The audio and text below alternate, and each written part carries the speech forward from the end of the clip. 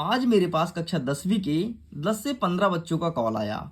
उनका यही कहना था कि आपने जो हिंदी का अपलोड किया है अभ्यास प्रश्न पत्र, दोनों सेट को हमने अच्छे से पढ़ लिया। सारे क्वेश्चंस हमें कंठस्थ याद हो गए हैं। और आपको पता है, ये बात सुनकर के मुझे बहुत खुशी हुई और मैंने उनसे एक ही चीज बोला कि अब देखो, तुम्हारा 90% हिंदी प्रिपेयर हो चुका है। अब बचा है 10% जो कि है वस्तुनिष्ठ प्रश्न। टेंशन मत लो, परीक्षा के पहले पहले 50 वस्तुनिष्ठ प्रश्न का एक वीडियो लाऊंगा, लाइव आऊंगा और उसको भी पूरा कवर कर दूंगा। वो बहुत खुश हुई और उनका यही कहना था कि मैं बहुत एक्साइटेड हूं, प्लीज जल्दी से आप इंग्लिश का, साइंस का भी प्रोवाइड करा दी ताकि हम अच्छे से प्रिपेयर कर सकें। एंड लीजिए, इसी सिलसिले में अब आपके सामने विज्ञान के सेट नंबर ए प्रेजेंट करने जा रहा हूं। लेकिन जरा रुको, सेट नंबर ए नहीं, सेट नंबर बी भी मेरे पास आ चुका है। हर एक चीज है, हमने दोनों का प्रिंट निकाल के और बाकायदे रख लिया है। अब क्रमशः आपको सेट नंबर ए को अच्छे समझाएंगे, सेट नंबर बी को समझाएंगे। लेकिन एक चीज याद रखना, अगर तुम सेट नंबर ए देख रहे हो तो बी जरूर देखना, नहीं तुम्हारे आधे ही चैप्टर्स तैयार होंगे। इस चीज को ध्यान रखना। तुम्हारे त्रैमासिक परीक्षा के सिलेबस में जितने भी चैप्टर आ रहे हैं, सभी के बहुत ज्यादा महत्वपूर्ण प्रश्न जो हर साल एमपी बोर्ड पूछता है, उन सभी क्वेश्चंस को इसमें रख दिया हूं। अगर आप मुझे पहली बार देख रहे हैं तो मेरा नाम है आशीष और आप सब देख रहे हैं मिडिल एजुकेशन। मैं अभी तक में हजारों बच्चों को टॉप करा चुका हूं कक्षा 10वीं में एंड इस साल आपकी बारी है। देखिए स्टूडेंट, यह एक अभ्यास प्रश्न पत्र है। ये रहा आपके सामने सेट नंबर ए, कक्षा 10वीं की विज्ञान का है एंड यहाँ पर वेरियस प्रकार के इंस्ट्रक्शन अवेलेबल है। हम सीधे बढ़ते हैं अपने क्वेश्चंस की तरफ। पहला नंबर कहता है सही विकल्प चुन करके लिखो। इसमें पहला नंबर कहता है कि किसी आहार श्रृंखला में तृतीय पोषण स्तर पर सदैव क्या होता है। देखो यार, आहार श्रृंखला तुमको पता होना चाहिए। तो आहार श्रृंखला बनता है कुछ इस प्रकार से। सबसे पहले होता है उत्पादक। ठीक, सबसे पहले क्या होता है? उत्पादक होता है, जो कि सबसे नीचे होगा, क्योंकि हरे पेड़ पौधे, टिड्डे, मकोड़े, कीड़े, ये सब उत्पादक में आएंगे। ठीक, दूसरे नंबर में आता है उत्पादक के बाद शाकाहारी जीव। ठीक है, तीसरे नंबर में आता है मांसाहारी जीव, चौथे नंबर में आता है सर्वाहारी जीव और पांचवें नंबर में आता है अपघटक, मतलब जब व्यक्ति की या फिर किसी जीव जंतु की डेथ हो जाती है। तो हमसे प्रश्न क्या बोला है? तृतीय पोषण स्तर। तो भाई पहले में तो अपघटक, पहले में उत्पादक आता है, दूसरे में आता है शाकाहारी, तीसरे में क्या आता है? मांसाहारी। तो यही सही हो जाएगा। और चौथी में आएगा सर्वाहारी, पांचवी में आ जाएगा अपघटक। ओके, नेक्स्ट कहता है परितंत्र में 10% ऊर्जा उपलब्ध होती है, एक पोषण स्तर से दूसरे पोषण स्तर में स्थानांतरण होती है निम्न रूप में, इसे क्या कहते हैं? तो भाई साहब, इसे कहते हैं रासायनिक ऊर्जा। देखो ये कैसे काम करता है। सपोज करो ये सूर्य भगवान है। कौन है? ये सूर्य भगवान है। और सूर्य भगवान से ये नीचे पेड़ पौधे हैं। अगर सूर्य भगवान 100% ऊर्जा रिलीज करते हैं तो पेड़ पौधे तक 10% ही आता है। मेरे कहने का मतलब ये है कि आज जिन्हें तुम कहते हो ना कि सूर्य भगवान बहुत गर्म है, आपको पता है ये इसका 10 गुना ज्यादा गर्म है। केवल आपको 10% ही इनकी गर्मी का पता चलता है। 90% तो कहीं बादल दबा दिया, तो कहीं कहीं लॉस हो गया, कहीं लॉस हो गया। अगर 100% तुम्हारे पास इनकी गर्मी आ जाए ना, तुम जल के राख हो जाओगे, राख, बचोगे नहीं। तुम बस नहीं भाई, हम भी नहीं बचेंगे, हम भी राख हो जाएंगे जल के। ये जो तुम मोबाइल देख रहे हो, वीडियो देख रहे हो, कागज रखा रखा जलने लगे भाई, अगर 100% एनर्जी मिल जाए तो इसे कहते हैं रासायनिक ऊर्जा। और इस नियम के अंतर्गत मात्र व्यक्ति को 10% ही ऊर्जा मिलती है। ऐसे भोजन में भी होता है, जो तुम खाना खाते हो, अगर उसमें 100% ऊर्जा है तो 100% तुमको कभी नहीं मिलेगा। तुम भले खा रहे हो, 90% फिर भी क्षीण हो जाएगा, केवल 10% ही तुमको मिलेगा। ओके, नेक्स्ट, निम्नलिखित में से कौन आहार श्रृंखला का निर्माण करती है, मतलब कौन खाना बनाती है? भाई घास होता है, वो खाना बनता है किसका? गाय का। गेहूं इंसान का। आम को खाते हैं कौन? इंसान। घास को खाती है बकरी। बकरी को कौन खाता है भाई? बकरी को तो इंसान वैसे खा लेता है, लेकिन इंसान कौन खाता है? कोई नहीं खाता ना, इसलिए गलत हो गया। नेक्स्ट कहता है बकरी को तो खा लेता है, चलो ठीक है, बकरी को मान गए। गाय को कोई खाता है क्या? अब बोलोगे हाँ गाय को खाता है, तो हाथी को तो कोई नहीं खाता, ये भी गलत हो गया। नेक्स्ट आपका घास, मछली, बकरी। अब बोलोगे सर तीनों खा लेते हैं, लेकिन आहार श्रृंखला का सही क्रम है ये, जो हमें नेचुरली मिलता है, किसी का मांस ना खाएं, जो हमें प्रकृति बनाता है, तो प्रकृति तीनों चीजों को बनाता है, इसलिए इसका सही उत्तर ये होगा। नेक्स्ट कहता है एक परितंत्र में मानव है, मनुष्य क्या है? मनुष्य राक्षस है, राक्षस, तो इसे सर्वाहारी कहेंगे, क्योंकि वो हरे पेड़ पौधे भी खाता है, मांस भी खाता है ना। हो सकता है इनमें से अगर कोई स्टूडेंट वीडियो देख रहा है तो मांस खाता होगा, इसलिए तुम्हारे कारण हम सर्वाहारी में आ रहे हैं। भाई मैं तो मांस नहीं खाता, ठीक है, मैं शुद्ध शाकाहारी हूँ। 5वां नंबर कह रहा है कि सामान्य दृष्टि के वयस्क के लिए स्पष्ट दर्शन की अल्पतम दूरी क्या होनी चाहिए। मतलब स्पष्ट दर्शन मतलब व्यक्ति को स्पष्ट कितनी दूरी पर दिखाई देनी चाहिए, तो 25 सेंटीमीटर। और आपको हमेशा किताब वगैरह जब भी पढ़ना चाहिए तो 25 सेंटीमीटर का डिफरेंस होना चाहिए किताब और मनुष्य के आंखों के बीच में, इस चीज को ध्यान रखना। दूरदृष्टि दोष के लिए उपयुक्त लेंस कौन सा है, तो भाई उत्तल लेंस है। अब देखा, इसका ट्रिक बताता हूं, ठीक है। निकट दृष्टि दोष के लिए अवतल लेंस होता है। जब तुम आ ई उ पढ़ते हो तो सबसे पास क्या आता है, सबसे पास अवतल आता है ना, तो अवतल होता है आ निकट के लिए। भाई पहले आता है आ, फिर ऊ कब आता है, दूर आता है, तो दूर दृष्टि दोष के लिए। बस इतना ध्यान रखो, कितना अच्छा ट्रिक है। आ पहले आता है तो निकट के लिए, और ऊ मतलब उत्तल लेंस, तो उत्तल दूरदृष्टि दोष के लिए। हमारे परीक्षा में क्या पूछा है, दूरदृष्टि दोष। चलिए आगे बढ़ते हैं। नेक्स्ट दूसरा नंबर, खाली स्थान भरिए। प्रिज्म द्वारा डैश डैश रंग के प्रकाश किरण का विचलन सबसे अधिक होता है, तो बैगनी रंग का विचलन सबसे अधिक होता है, ठीक है, तो यहाँ पर बैगनी लिखना। अच्छा, सबसे कम किसका होता है, तो लाल रंग का होता है, ये भी ध्यान रखना। आकाश का नीला रंग क्यों दिखाई देता है, तो प्रकाश का प्रकीर्णन। क्या है, प्रकाश का प्रकीर्णन। मैं लिख देता हूं प्रकाश का प्रकीर्णन, ठीक है। बाकी आपको पीडीएफ मिल जाएगा, लिंक डिस्क्रिप्शन बॉक्स में दे दिया गया है, पीडीएफ को जाइए जा करके डाउनलोड कर लीजिए। इतना ही नहीं, टेलीग्राम पर जरूर जुड़ना, टेलीग्राम पर आपको अपडेट दिया जाता है एक एक चीज का। चलिए आगे कहता है तीसरा नंबर, श्वेत प्रकाश का रंगों में विभक्त होना क्या कहलाता है, तो इसे कहते हैं वर्ण विक्षेपण। क्या कहते हैं, वर्ण विक्षेपण, विक्षेपण। नेक्स्ट क्या कहता है, डैश डैश लेंस एवं डैश डैश दर्पण में प्रतिबिंब सदैव छोटा और सीधा बनता है, तो यहां पर भरोगे अवतल, अवतल लेंस, और यहां पर भरोगे उत्तल, ठीक। अवतल और उत्तल दर्पण में प्रतिबिंब सदैव छोटा बनता है और सीधा। डैश डैश सॉरी नेक्स्ट 5वां नंबर, वस्तुओं को हम डैश डैश डैश की उपस्थिति में देख पाते हैं, तो वस्तुओं को हम प्रकाश की उपस्थिति में देख पाते हैं। जैसे अभी तुम वीडियो देख रहे हो ना, तो यहाँ पर लाइटें वाइटें लगी हुई है हमारे स्टूडियो में, तभी जाकर के तुम वीडियो को अच्छे से देख पा रहे हो। नेक्स्ट कहता है 6वां नंबर, प्रकाश की ऊर्जा प्रकाश के स्रोत भोजन को बाहर से शरीर के अंदर ग्रहण करना क्या कहलाता है, तो इसे कहते हैं पोषण। तो यहां पर आप पोषण लिख दो, आपका काम खत्म। तीसरा नंबर कहता है सही जोड़ी बनाइए। आइए सही जोड़ी देख लेते हैं भाई क्या पूछा है। सही जोड़ी में कहता है प्रबल अम्ल, तो इसका मिला दो HCl, ये हो जाएगा पहले का। नेक्स्ट क्या कहता है धातु, तो धातु का आप मिला दो, ये विद्युत का सुचालक होता है, तो ये हो जाएगा दूसरे का। तीसरा नंबर कहता है जाइलम, तो जाइलम हो जाएगा आपका जल परिवहन, मतलब पेड़ पौधे में जाइलम के माध्यम से ही पानी का परिवहन होता है, तो ये हो जाएगा आपका तीसरे का। नेक्स्ट कहता है मास्टर ग्रंथि, तो इसका हो जाएगा पीयूष ग्रंथि, तो ये हो जाएगा आपके चौथे का। नेक्स्ट कहता है मेंडल, मेंडल अनुवांशिकता का नियम है, तो ये हो जाएगा 5वें का। एंड अंतिम वाला कहता है कि सरल रेखीय पथ, तो इसका प्रकाश किरण हो जाएगा, ये हो जाएगा 6वें का। लीजिए भाई साहब, इस प्रकार से आपका ये कंप्लीट होता है। नेक्स्ट कहता है सत्य और असत्य लिखिए। पहला नंबर कहता है कि क्लोरोफ्लोरोकार्बन ओजोन परत का क्षरण करता है। हाँ जी बिल्कुल सत्य है, जो CFC होता है ना, CFC ओजोन परत को नुकसान पहुंचा रहा है। नेक्स्ट, पृथ्वी की सतह से ऊपर वायु से घिरा क्षेत्र पर्यावरण कहलाता है। हाँ बिल्कुल सही है, ठीक है, तो इसमें सत्य कर दो। नेक्स्ट, उत्तल लेंस में सदैव प्रतिबिंब जो होता है वो वास्तविक बनता है, तो बिल्कुल गलत है, नहीं। उत्तल लेंस में प्रतिबिंब वास्तविक नहीं बनता बल्कि उल्टा बनता है। नेक्स्ट, अपवर्तनांक का कोई मात्रक नहीं होता है, बिल्कुल सत्य है, अपवर्तनांक का कोई मात्रक नहीं होता। नेक्स्ट, सल्फ्यूरिक अम्ल को तनुकरण ऊष्मा शोषी अभिक्रिया कहलाती है, नहीं, ये कहलाती है ऊष्मा क्षेपी अभिक्रिया। नेक्स्ट कहता है CH3OH एक चार है, क्योंकि इसमें OH उपलब्ध है, एक चार नहीं, यहाँ पर क्षार होना चाहिए, ठीक है, तो बिल्कुल सत्य है, ठीक। OH जिसमें होता है OH निगेटिव वो क्षार होता है, ठीक, यहाँ पर क्षार होगा भाई, देख लो, चार नहीं क्षार होगा। चलिए, तो इस प्रकार से सही है, पूरा कंप्लीट हो गया। आगे बढ़ते हैं। नेक्स्ट कहता है एक वाक्य में उत्तर दीजिए। पहला नंबर कहता है ऐसी अभिक्रिया का नाम लिखिए जिसमें अभिकारकों के बीच आयनों का आदान प्रदान होता है, इसे कहते हैं द्विविस्थापन,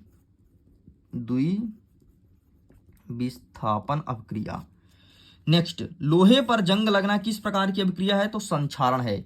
लोहे में जंग लगना पूरा संक्षारण कहलाता है, और इसके लिए 1 शॉट वीडियो अपलोड है हमारे चैनल पर। 1 शॉट मतलब पूरे पाठ को पढ़ाया हूं बहुत अच्छे से, अगर आपको देखना है तो प्लीज जाकर के जरूर देखिएगा। मैं लिंक वीडियो के एंड में दे दूंगा, अंतिम में लिंक मिलेगा, पूरा चैप्टर पढ़ना, एकदम आसान भाषा में समझाया, मजा आ जाएगा तुमको देख के।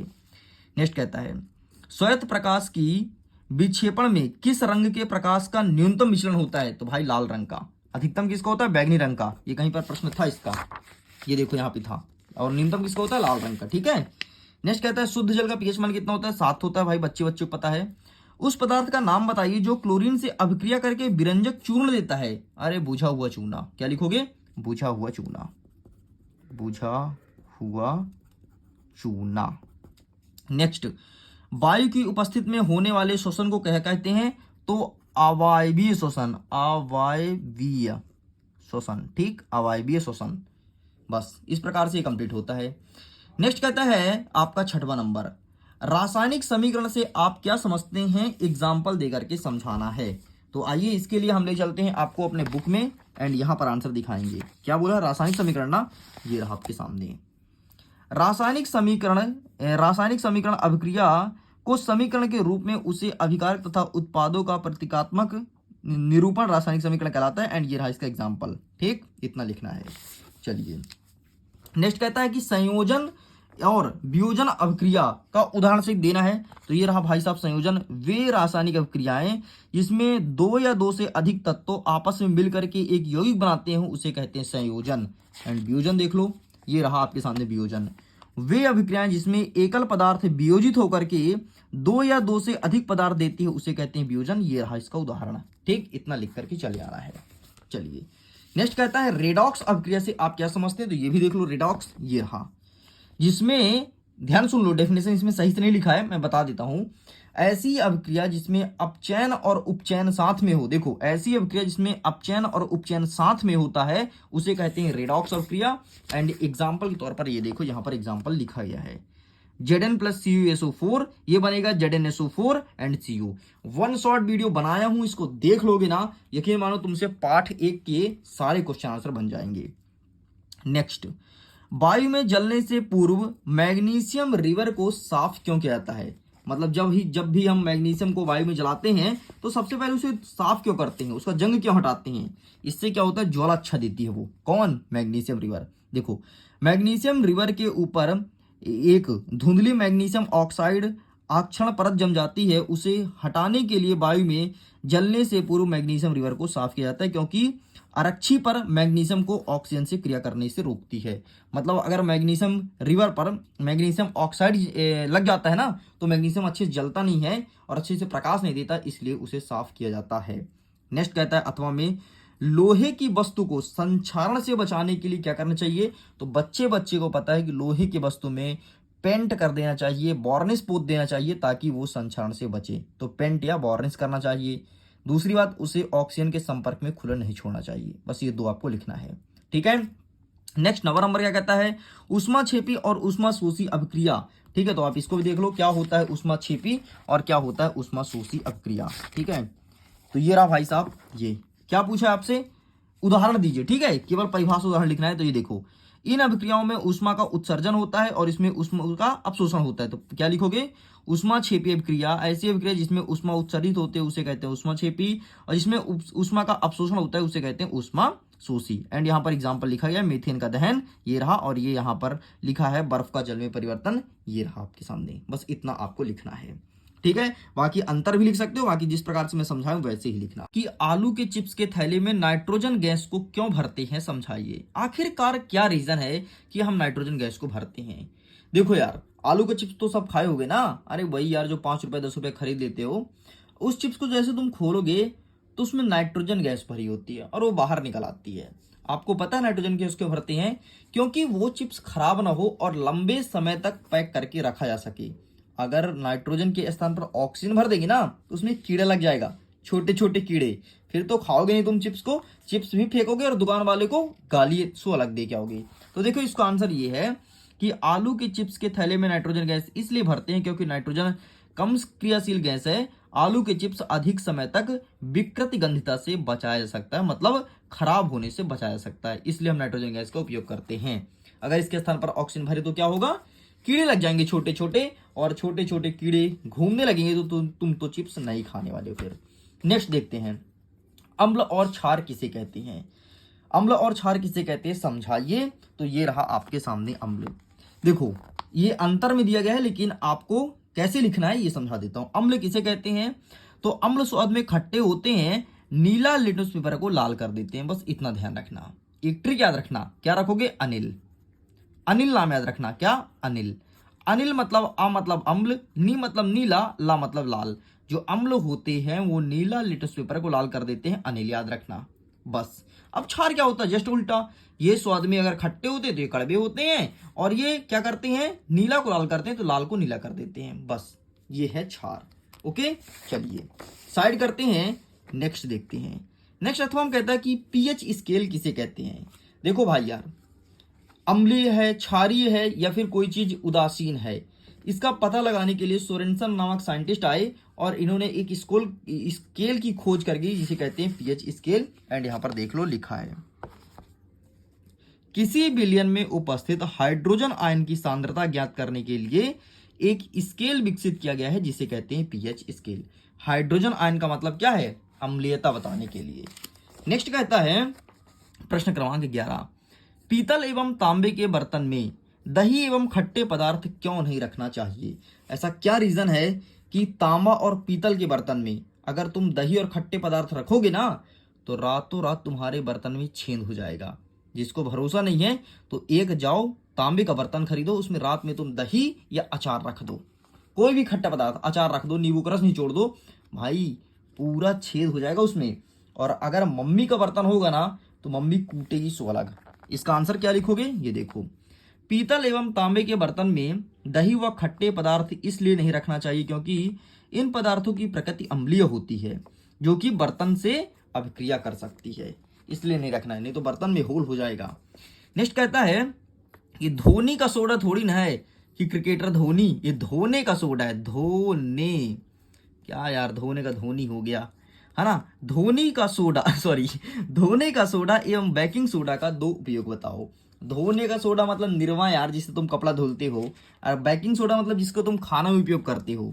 तो भैया सबसे पहले देख लो, धोने का सोडा तो कांच, साबुन एवं कागज उद्योग में करते हैं, और सोडियम यौगिक जैसे बोरेक्स के निर्माण में। ठीक है, अब बेकिंग सोडा का देख लो, इसका उपयोग एंटा एसिड के रूप में करते हैं। इसका उपयोग सोडा अम्ल तथा अग्निशामक में भी किया जाता है, मतलब कहीं आग लग जाता है तो आग को बुझाने के लिए भी इसका उपयोग करते हैं। 12 नंबर कहता है प्लास्टर ऑफ पेरिस के 4 उपयोग बताओ। अरे प्लास्टर ऑफ पेरिस क्या है? जब किसी की हाथ की हड्डी टूटती है ना, तो हड्डी टूटती है तो हाथ के ऊपर जो सफेद सफेद का परत लगाते हैं वही है प्लास्टर ऑफ पेरिस। समझ गए? अभी नहीं समझे? घर में पुट्टी होते देखे हो? अरे पुट्टी होते नहीं देखे तो किसी घर में पुट्टी तो देखे होगे, जो पुट्टी होती है ना वही है प्लास्टर ऑफ पेरिस। इसको भी नहीं समझे? फिर सुनो, किसी को दांत लगवाते देखे हो? डॉक्टर के यहाँ जाता है, यार हमारी दांत टूट गई है डॉक्टर साहब दांत लगा दीजिए। जो दांत बनता है ना प्लास्टर ऑफ पेरिस का बनता है। समझ गए? ये भी नहीं समझे? तो घर तो तुम्हारे तो होगा, बोलोगे हाँ यार घर तो है। घर में सीलिंग में जहां पर पंखा लगता है वहां पर एक डिजाइन करते हैं ना, वो प्लास्टर ऑफ पेरिस का बना होता है। लो 4 उपयोग तो मैं खुद ही समझा दिया, बाकी यहाँ पर देख लो लिखा गया है, बाकी 4 यूज तो मैं तुमको स्वयं बता दिया। नेक्स्ट इसी के अथवा हम कहता है कि अम्ल और क्षार में अंतर लिखो। बस भाई, अम्ल और क्षार किसे कहते हैं, अम्ल क्षार में अंतर लिखो, वहीं पर आपको देखना है। तो ये रहा अम्ल और क्षार में अंतर, फोटो खींच लो, लिख लेना। देखो तुम अंतर रट लो, तुम्हारा सब काम हो जाएगा। अंतर बस तुम अच्छे से रट लो, अच्छे से रट लो, कंठस्थ तुमसे बनने लगेगा। नेक्स्ट कहता है कि भोजन के पाचन में लार की क्या भूमिका है। अरे भैया, भोजन पचता है तो लार क्या करता है? क्या लार आके पचाता है? नहीं। भोजन के पाचन में लार की ये भूमिका है कि जब हम भोजन को चबाते हैं ना तो लार की मदद से भोजन को आसानी से चबा पाते हैं, और जब पाचन होता है तो उसमें एक अम्ल होता है हाइड्रोक्लोरिक अम्ल, उसके मदद से पाचन होता है। बाकी यहाँ पर कहानी लिखी गई है, तुम देख लेना। ठीक है, चलिए मैं इसे करता हूं साइड। नेक्स्ट आगे बढ़ते हैं। हमारे शरीर में हीमोग्लोबिन की कमी का क्या परिणाम हो सकता है? हीमोग्लोबिन मतलब तुम्हारे शरीर में खून की कमी हो जाए तो क्या परिणाम होगा भैया? तो तुम पटकने लगोगे अपने से आपको। देखो, श्वसन के फलस्वरूप प्राप्त ऑक्सीजन का परिवहन करने तथा उसमें ऊतकों तक पहुंचने का कार्य हीमोग्लोबिन करता है। इसकी कमी से श्वसन क्रिया प्रभावित होगी, शरीर में ऊर्जा कम मिलेगी क्योंकि ऑक्सीजन पर्याप्त मात्रा में नहीं होगा। मतलब तुम्हारे शरीर सही तरीके से सांस नहीं ले पाएगा, तो समझ लेना कि तुमको हीमोग्लोबिन की कमी हो गई है ना। मैं बोला तुम अपने को पटकने लगोगे। नेक्स्ट कहता है 14 नंबर, जल से बाहर निकालने पर मछली क्यों मर जाती है? हाँ यार, मछली क्यों मर जाती है? सही बात है, गजब प्रश्न पूछा है। चलो बताओ इसका उत्तर। इसका उत्तर आप स्वयं लिखिए कमेंट सेक्शन में, मैं देखूंगा कौन कौन बच्चा इसका सही उत्तर लिखता है। भाई लिखना जरूर इसका आंसर, ठीक है। जो स्टूडेंट इसका सही आंसर देगा उसको मैं दूंगा हार्ट, ताकि सभी बच्चों को पता लग सके कि इसका आंसर सही है। अब बहुत सारे स्टूडेंट्स आंसर नहीं लिखेंगे, अगर आंसर तुम नहीं लिखोगे तो इस वर्ष कक्षा 10वीं तुम फेल हो जाओगे। लो, अब तो आंसर लिखना ही पड़ेगा। नेक्स्ट अथर्वम कहता है कि प्रकाश संश्लेषण क्रिया विधि का समीकरण बताओ। तो ये रहा भाई साहब आपके सामने प्रकाश संश्लेषण। कार्बन डाइऑक्साइड की उपस्थिति में जल के साथ ऐसा लिखना, देखो परिभाषा कैसे लिखोगे, परिभाषा इसी से बन जाएगा। देखना ये क्या है, CO2 मतलब कार्बन डाइऑक्साइड, ये पानी है, ठीक है, H2O। तो कार्बन डाइऑक्साइड तथा पानी सूर्य की प्रकाश की उपस्थिति में ग्लूकोज और पानी बनाते हैं तथा ऑक्सीजन गैस मुक्त करते हैं, यही है प्रकाश संश्लेषण। बाकी यहां पर लिखा है, देख लो, परिभाषा ही बता दिया हूं आसान भाषा में। नेक्स्ट कहता है 15 नंबर, मानव के आहार नाल का नामांकित चित्र बनाइए। आहार नाल मतलब जहां से इंसान भोजन को गुटकता है, खाता है। तो ये रहा भैया आहार नाल, पाचन तंत्र, यही चित्र बना देना। नेक्स्ट हमारा अथवा कहता है कि मानव उत्सर्जन तंत्र का नामांकित चित्र बनाओ।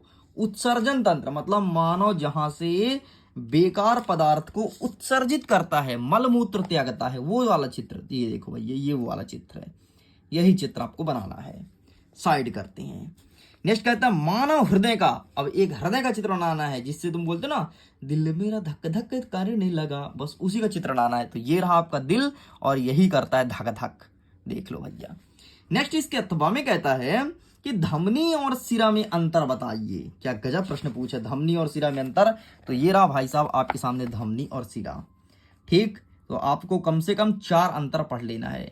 आपको पता है ये आपके वार्षिक परीक्षा में आएगा, अभी से तुम लिख लो, मैं बोल दिया मतलब 100% आएगा, इस चीज को तुम दिमाग में बैठा लो, ठीक है जी। चलिए इसे साइड करते हैं, पेज पलटाते हैं, 16 नंबर तक कंप्लीट हो गया है। नेक्स्ट कहता है 17 नंबर कि ऑक्सी और अनाक्सी श्वसन में अंतर बताइए। क्या होता है ऑक्सी श्वसन, क्या होता है अनाक्सी श्वसन, ये रहा इसका अंतर। देखो ऑक्सीजन की उपस्थिति में भोज्य पदार्थ का ऑक्सीकरण ऑक्सी श्वसन कहलाता है, और अगर कोई क्रिया ऑक्सीजन के अनुपस्थित में होती है तो उसे कहते हैं अनाक्सी श्वसन। खत्म। देखो इसमें ग्लूकोज का पूर्ण ऑक्सीकरण होता है, इसमें ग्लूकोज का अपूर्ण ऑक्सीकरण होता है। इतना ही नहीं, इसमें 38 ATP के रूप में ऊर्जा निकलती है, अणु बनते हैं, इसमें 2 ATP के रूप में बनते हैं। बस 4 याद रख लेना। और एक ये देख लो कि यह क्रिया माइटोकॉन्ड्रिया तथा कोशिका द्रव्य दोनों में संपन्न होती है, और यह केवल कोशिका द्रव्य में होती है, बल्कि माइटोकॉन्ड्रिया में नहीं होती है। चलिए आगे बढ़ते हैं। अथवा कहता है कि जाइलम और फ्लोएम में 4 अंतर लिखो। जाइलम और फ्लोएम में 4 अंतर। तो आइए हम आपको दिखाते हैं जाइलम और फ्लोएम में अंतर। एक सेकंड, कौन सा प्रश्न है? प्रश्न नंबर 17, ठीक है, ये भी मैं ढूंढ लेता हूं। ये रहा भैया जाइलम, ये रहा फ्लोएम, ठीक है। इसमें अंतर थोड़ी अच्छे से नहीं लिखा है, अगर आपके पास इससे अच्छा अंतर है तो वहां से लिखना, क्योंकि इसमें देखो कहानी के रूप में लिख दिया है, ठीक। बाकी फिर भी अगर तुमको लिखना चाहे तो लिख सकते हो। देखो 1 नंबर अंतर ये हो गया, ये जहाँ पर खड़ी पाई वहाँ से दूसरा हो गया, ठीक है। ये जहाँ पे खड़ी पाई यहाँ से तीसरा हो गया, और ये यहाँ तक गया, 3 ही अंतर दिया, ठीक। ऐसे इसमें 1 अंतर, खड़ी पाई तक दूसरा अंतर, ये खड़ी पाई तक तीसरा अंतर, ठीक है। चलो साइड करते हैं। नेक्स्ट कहता है रक्त और लसिका में अंतर बताइए। रक्त और लसिका में अंतर बोला गया है भाई, तो आइए दिखा देते हैं। ये रहा रक्त और लसिका में अंतर, फोटो खींच लो, अच्छे से रट लेना, आपके परीक्षा में देखने को मिल रहा है। चलिए आगे बढ़ते हैं। अथवा कहता है कि गोलीय दर्पण किसे कहते हैं, कितने प्रकार की होती है। गोलीय दर्पण से संबंधित प्रश्न पूछा है, तो अब मैं दिखाता हूं गोलीय दर्पण किसे कहते हैं। ये रहा, जिस दर्पण का परावर्तन तल गोला होता है उसे ही गोलीय दर्पण कहते हैं। कितना घटिया उत्तर है यार। जिस दर्पण का परावर्तन तल गोलीय होता है, गोला होता है, उसे गोलीय दर्पण कहते हैं। 2 प्रकार का होता है, अवतल और उत्तल, ठीक है। इसे नतोदर कहते हैं और उन्नतोदर भी कहते हैं, इस चीज को ध्यान रखना, बाकी जरूरत नहीं है। अवतल उत्तल ध्यान रखो। नेक्स्ट प्रश्न नंबर 19 कहता है कि लेंस की क्षमता से आप क्या समझते हैं, इसका मात्रक बताओ। तो लेंस की क्षमता है ना, ये प्रश्न पूछा, ये रहा भैया। लेंस की क्षमता से आप क्या समझते हैं, इसको मैं टिक कर देता हूं, ये आ रहा है। किसी लेंस द्वारा प्रकाश किरण का अभिसरण या अपसरण करने की मात्रा को लेंस की क्षमता कहते हैं, और इसका मात्रक क्या है, तो लेंस की मात्रक है डायप्टर। लो ये लिखना और ये क्षमता का लिख देना, मात्रक डायरेक्टर होगा। आगे बढ़ते हैं। अथर्वम कहता है कि आवर्धक किसे कहते हैं, आवर्धक किसे कहते हैं, प्रश्न पूछा गया है। तो ये रहा आपके सामने, किसी प्रकाशीय युक्त द्वारा उत्पन्न आवर्धक वह आपेक्षिक विस्तार है जिसमें ज्ञात होता है कि उस युक्ति द्वारा बना प्रतिबिंब बिंब की अपेक्षा कितना गुना आवर्धित है, इसे कहते हैं आवर्धक। आवर्धक का सूत्र होता है प्रतिबिंब की ऊंचाई बटे बिंब की ऊंचाई। बस इतना लिख करके चले जाना है। आगे बढ़ते हैं। प्रश्न क्रमांक 20, 2 मीटर फोकस दूरी वाले अवतल लेंस की क्षमता ज्ञात कीजिए, है ना। कोई अवतल लेंस है जिसकी फोकस दूरी 2 मीटर है, तो उसकी क्षमता निकालनी है, तो इस प्रकार से देखो निकालोगे। अवतल लेंस की फोकस दूरी f बराबर -2 मीटर, ठीक है। फिर p बराबर 1/f होता है, तो 1/f का मान -2 रख दोगे, घटा दोगे तो भाग दे दोगे तो -0.5 डायप्टर आएगा। और लेंस की क्षमता को डायप्टर से मापते हैं, चीज तुमको पता ही है। चलिए आगे बढ़ते। नेक्स्ट इसके अथवा में कहता है, हम वाहनों में उत्तल दर्पण को पश्च दृश्य दर्पण के रूप में वरीयता देते हैं, क्यों। अरे यार, ये बोल रहा है कि गाड़ी के साइड मिरर में, है ना, जो साइड में रहता है उसमें उत्तल दर्पण का उपयोग क्यों करते हैं। तो उत्तल दर्पण का उपयोग इसलिए करते हैं क्योंकि उत्तल दर्पण में जो प्रतिबिंब बनता है वो वस्तु से छोटा बनता है। जैसे तुम्हारा मुंह अगर इतना बड़ा है तो उत्तल दर्पण में इतना बड़ा बनेगा, छोटा हो जाता है एकदम, इसलिए हम इस दर्पण का उपयोग करते हैं। बाकी फिर भी मुझे मेरे प्यारे बच्चों को उत्तर दिखाना पड़ेगा, तभी तो परीक्षा में लिख पाएंगे। तो ये रहा आपके सामने उत्तर, देख लीजिए। उत्तल दर्पण में छोटा बनता है और सीधा बनता है, इसलिए इसका यूज करते हैं। नेक्स्ट कहता है, गोलीय दर्पण की वक्रता केंद्र और फोकस दूरी को परिभाषित कीजिए। क्या गजब का प्रश्न पूछा है रे। देखो फोकस दूरी, ये रहा भैया फोकस दूरी, ठीक, इसको मैं टिक कर देता हूं। ये रहा वक्रता केंद्र, ये देखो। फोकस दूरी किसे कहते हैं, गोलीय दर्पण की फोकस दूरी की उस ध्रुव से, उसके ध्रुव से दूरी उस पर गोलीय दर्पण की फोकस दूरी कहलाती है, इसे f से व्यक्त करते हैं। एंड वक्रता केंद्र की भी यहाँ पे परिभाषा लिखी है, तो अच्छे से पढ़ लेना। चलिए आगे बढ़ते हैं। हमारा इसी का अथवा कहता है कि जब कोई प्रकाश किरण सघन माध्यम से विरल माध्यम में आती है तो क्या होता है। तो सघन से विरल में आएगी तो अभिलंब की ओर झुकेगा, है ना, अभिलंब की ओर झुक जाता है, बस और कुछ नहीं होता है। बाकी इसका मैं दिखा देता हूं, है ना, आंसर कैसे लिखोगे, ये देखो। ये सॉरी अभिलंब से दूर हटता है, सॉरी क्षमा करें, अभिलंब से दूर हटता है। और जब विरल से सघन में आती है तो अभिलंब की ओर झुकता है, ठीक, तो अभिलंब से दूर हटता है, बस इतना आपको लिखना है। प्रश्न क्रमांक 22 कह रहा है कि उत्तल दर्पण, अवतल दर्पण, उत्तल दर्पण, समतल दर्पण। यहाँ पर उत्तर नहीं है बेटा, उत्तल है, ठीक, उत्तल है, उत्तल। तो अवतल, उत्तल और समतल दर्पण का उपयोग लिखो। तो भैया देख लो, बाकी मैं चाहता हूं इसका आंसर कमेंट सेक्शन में लिखो यार। चलो मैं एक दिखा देता हूं अवतल दर्पण का, आप देख लो, ठीक है। ये रहा अवतल दर्पण। दाढ़ी बनाने में हजामत मतलब वही दाढ़ी होता है, ठीक है।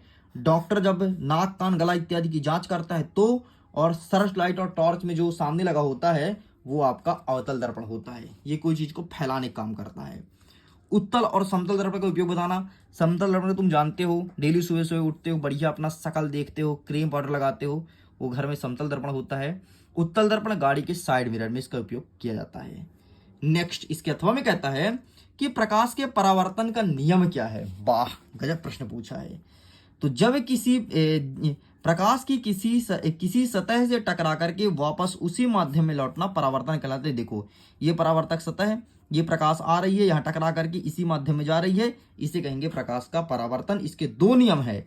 आपतन कोण का मान सदैव परावर्तन कोण के मान के बराबर होगा, मतलब यहाँ पर जितने डिग्री कोण बनेगा उतने डिग्री यहाँ कोण बनेगा। यहाँ 30 तो यहाँ 30, 45 तो 45, 60 तो 60, 90 90, 100 100, जितना कोण बनेगा उतना बनेगा, ठीक है। और आपतित किरण मतलब जो जहां से आ रही है, परावर्तित किरण और बीच वाला अभिलंब, तीनों एक ही बिंदु पर स्थित होंगे। देख लो एक ही तल पर स्थित है, खत्म, यही पूछा था। नेक्स्ट क्या कहता है कि कुछ लेंस की फोकस दूरी ज्ञात कीजिए, जिसकी क्षमता हमें दिया है डायप्टर में -2.0 डी डायप्टर है।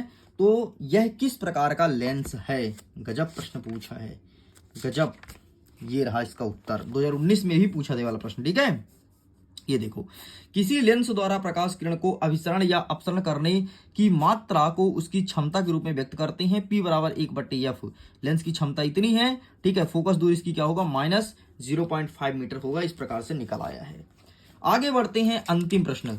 विकृतिगंधिता को परिभाषित कीजिए और क्लोर क्षार क्रिया। वही विकृतिगंधिता जो आपके उसमें था, चिप्स के पैकेट में था कि खुला छोड़ दो तो विकृतिगंधिता हो जाएगा। ठीक है, तो अब क्या होता है विकृतिगंधिता, इसका परिभाषा आपके परीक्षा में पूछा जा सकता है। तो आइए दिखाते हैं स्टूडेंट, ये रहा विकृतिगंधिता। देखिए, वसा युक्त अथवा तैलीय खाद्य सामग्री जब लंबे समय तक रखा जाता है तो उसका स्वाद या गंध बदल जाता है, इसी को हम विकृतिगंधिता कहते हैं। इतना लिख के काम चला लेना, ठीक है। चलिए नेक्स्ट क्या कहता है, क्लोर क्षार। क्लोर क्षार क्या होता है ये देखो, मैंने वन शॉट का वीडियो बनाया है अध्याय 1 और 2 का, उसमें क्लोर क्षार को अच्छे समझाया हूं और यही बोला था परीक्षा में आता है। फिर भी देखो, जब सोडियम क्लोराइड के जलीय विलयन में विद्युत धारा प्रवाहित की जाती है, तो किसमें, सोडियम क्लोराइड के जलीय विलयन में विद्युत धारा प्रवाहित की जाती है, तो वियोजित होकर के क्लोरीन गैस और सोडियम हाइड्रोक्साइड मतलब क्षार उत्पन्न होता है, इसे कहते हैं क्लोर क्षार। मतलब सोडियम हाइड्रोक्साइड के जलीय विलयन में जब हम करंट छुआते हैं, विद्युत धारा, ठीक है, तो क्लोरीन और हाइड्रोक्साइड अलग होता है, इसे कहते हैं क्लोर क्षार। इस प्रकार से आपका सेट नंबर 1 कक्षा 10वीं विज्ञान का संपूर्ण उत्तर कंप्लीट होता है। देखिए स्टूडेंट, टेलीग्राम पर जरूर जुड़ना, लेटेस्ट अपडेट मिलता है, जो कुछ हलचल होगा टेलीग्राम पर आपको अपडेट दिया जाएगा। अब मैं करता हूं वीडियो को एंड, एग्जाम के लिए ऑल द बेस्ट। जल्दी मिलते हैं कक्षा 10वीं के विज्ञान के सेट नंबर बी के साथ। Okay, bye bye.